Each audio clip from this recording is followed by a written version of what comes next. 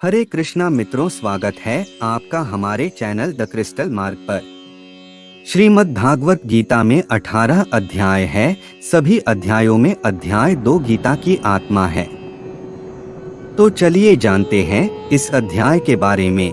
शौक एवं मोह रूपी जाल में उलझने के पश्चात अर्जुन श्रीमद्भागवत गीता के पहले अध्याय में वह सभी प्रश्न भगवान श्री कृष्ण के सम्मुख करता है जो आम लोगों के जीवन में कभी ना कभी आते ही हैं। भगवत गीता का पहला अध्याय जहां श्री कृष्ण के मौन धारण करने का एवं अर्जुन के प्रश्न करने का है, वही दूसरे अध्याय में भगवान श्री कृष्ण अर्जुन को अपने वास्तविक स्वरूप का ज्ञान करवाते हैं। यह अध्याय श्रीमद् भगवत गीता की आत्मा कहा जा सकता है। श्रीमद् भगवत गीता के दूसरे अध्याय की आज के दौर में क्या आवश्यकता है एवं इसमें इस अध्याय में कौन कौन सी बातें खास हैं, आइए सब कुछ जानते हैं। अर्जुन भगवान श्री कृष्ण को अपना गुरु बनाता है। श्रीमद् भागवत गीता के दूसरे अध्याय में अर्जुन अपने सम्मुख उत्पन्न स्थिति का सामना करने में स्पष्ट रूप से अपनी असमर्थता को दोहराता है और युद्ध करने के अपने कर्तव्य का पालन करने से मना कर देता है। तत्पश्चात वह औपचारिक रूप से श्री कृष्ण को अपना आध्यात्मिक गुरु बनाने और जिस स्थिति में वह स्वयं को पाता है उसका सामना करने के लिए उचित मार्गदर्शन प्रदान करने की प्रार्थना करता है। भगवान श्री कृष्ण आत्मा का ज्ञान अर्जुन को देते हैं। इस अध्याय में भगवान श्री कृष्ण अर्जुन से कहते हैं कि आत्मा जो शरीर के नष्ट होने पर भी नहीं मरती। भगवान आत्मा के अमरत्व की शिक्षा देकर दिव्य ज्ञान प्रदान करते हैं।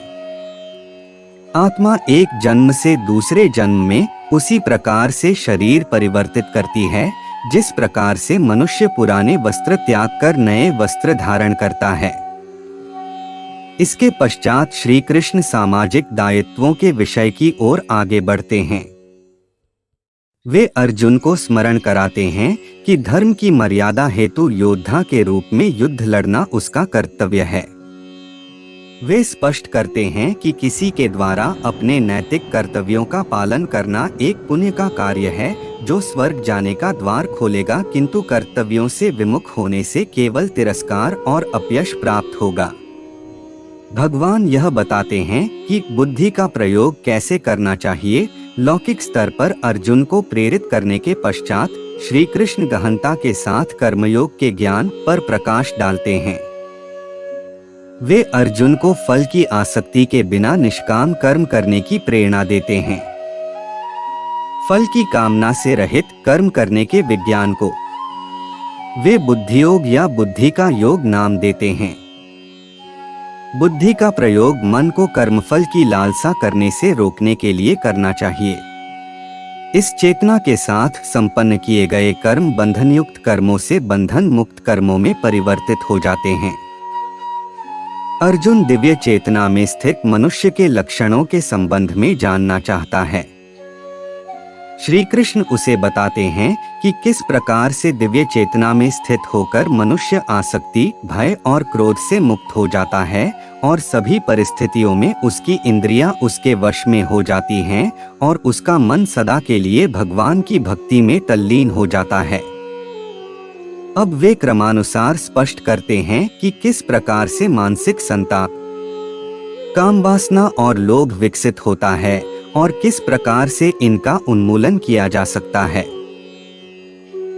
श्री कृष्ण ने अर्जुन को केवल सांख्य योग के भिन्न प्रकार के स्वरूप का ज्ञान करवाया है जो कि अविनाशी आत्मा का विश्लेषणात्मक ज्ञान है।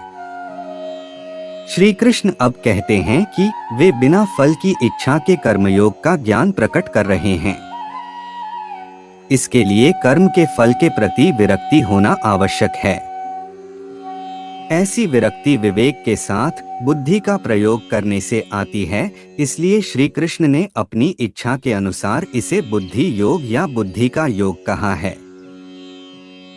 भगवान श्री कृष्ण अर्जुन को दूसरे अध्याय के दौरान सांख्य योग का ज्ञान देते हैं।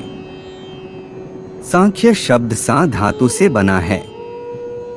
सा का अर्थ पूर्ण तथा ख्य का अर्थ जानना है। सांख्य दर्शन, जो कि 6 भारतीय दर्शन शास्त्रों में से एक दर्शन शास्त्र है, जिसमें ब्रह्मांड के तत्वों की विश्लेषणात्मक गणना की गई है। सांख्य योग में 24 तत्वों की व्याख्या की गई है।